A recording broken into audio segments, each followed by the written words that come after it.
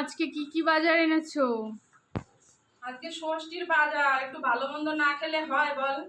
সবাই ভালো মন্দ খাচ্ছে, তো আমাদেরও একটু ভালো মন্দ খেতে হবে না? এই যে এই জায়গা মশলা করছি, এই যে গোটা ধনে জিরে নিয়ে নিয়েছি, শুকনো লঙ্কা দিয়ে মশলা করব। কেন বলতো? কেন?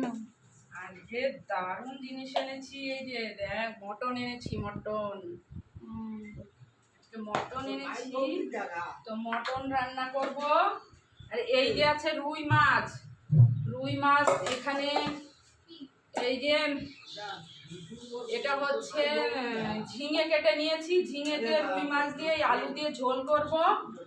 আর এই যে বড় বড় করে আলু কেটে নিয়েছি, দেখতে পাচ্ছি, পেঁয়াজ রসুন আদা সব ছাড়িয়ে নিয়েছি। আর এগুলো দিয়ে আজকে একটু বেশ জমিয়ে মটন কষা করব। কেমন হবে বলতো? দারুণ। আর এদিকে এই যে কড়াই বসে দিয়েছি, তেল গরম হয়ে গেছে, এখন আমি মাছটাকে ভেজে নিচ্ছি।